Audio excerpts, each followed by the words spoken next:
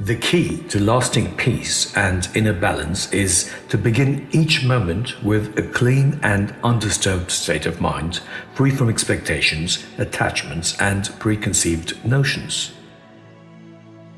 Expect nothing from anyone, from life itself, or from the outcomes of your actions.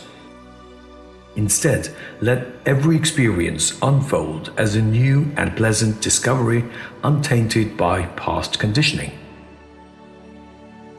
This is undoubtedly difficult to practice, but it is possible. Many people hear a few shlokas from the Srimad Bhagavad Gita from here and there on social media or in sermons and assume they have understood its essence. However, the true purpose of the Srimad Bhagavad Gita is often overlooked. It is not a religious book filled with prayers, quotes, or motivational phrases. It is a systematic guide to mental stability, inner strength, and ultimate freedom from duality. Duality, seeing things as good or bad, success or failure, pleasure or pain, God and I, or the rest of the world and I, is the root of negative emotions like fear, anger, jealousy, and grief. These, in turn, lead to suffering, harm relationships, and even disrupt nature itself. At the core of this turmoil lie attachment and expectations, which sow the seeds of all inner conflict and restlessness. The Srimad Bhagavad Gita, in Shlokas 18 and 19 of the 12th chapter, beautifully summarizes the state of a truly peaceful person. Krishna says, "He who sees friend and foe alike, who remains the same in honor and dishonor, in pleasure and pain, in heat and cold, and is free from attachment, he who treats praise and admonishment equally, remains content with whatever comes his way, does not cling to a place or situation, and maintains a steady, devoted mind, such a person is dear to me." In Shloka 19 of the 14th chapter, Krishna states, "The one who recognizes the gunas alone as the agent in all actions and treats the self to be above the gunas achieves my divine nature." That's right, Krishna's divine nature. One does not need to believe in anything or perform any kind of ritual. Instead, one must realize that the true self, pure subjective awareness, free from attributes such as name, form, or gender, is above all the qualities of nature. This realization leads to the state of nirvana. This state of equanimity ties directly to the deeper understanding of Jnana, which is often misunderstood. The misinterpretation of this term prevents people from realizing the meaning of the Mahavakya Prajnanam Brahma, which means awareness, insight, or knowledge is Brahman. Most people associate awareness or prajnana with wisdom because a knowledgeable person is often considered wise. However, there is a distinction. Wisdom is the ability to use knowledge effectively, whereas awareness, or knowledge in its purest form, is simply the capacity to perceive or know. For example, an insect is aware of an approaching threat and reacts accordingly. However, we do not consider insects wise, do we?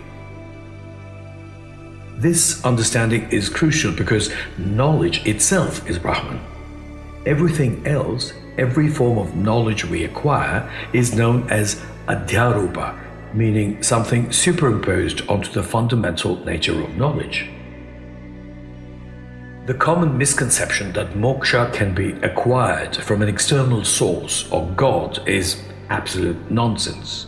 It is not something to be obtained in the future or granted by an external force. Moksha is always present, but shrouded by ignorance.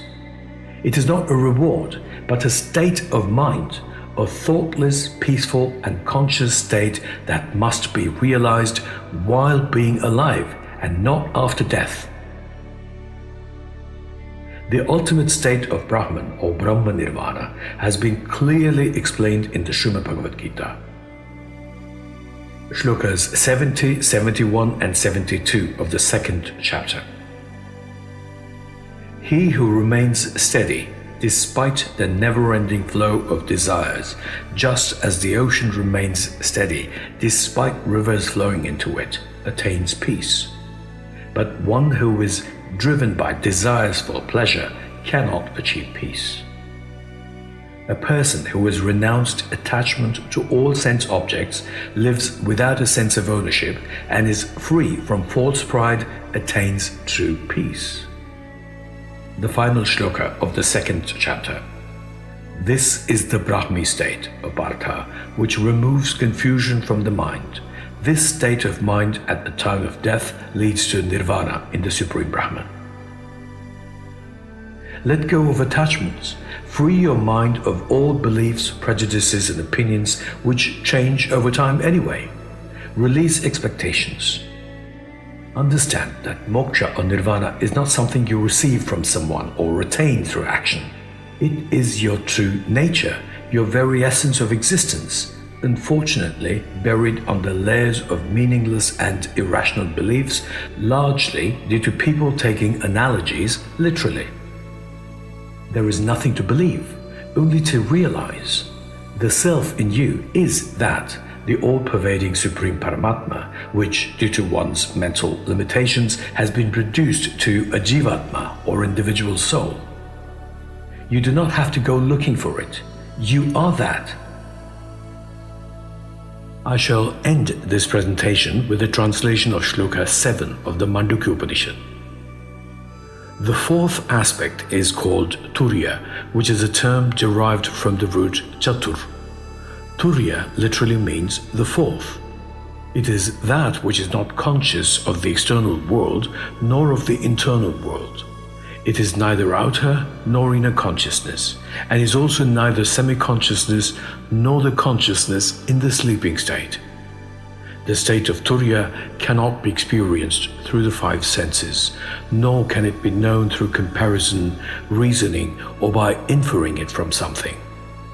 It is invisible, indefinable, ineffable, intangible, incomprehensible, and inconceivable. This state of pure consciousness is tranquil, peaceful, blissful, and incomparable.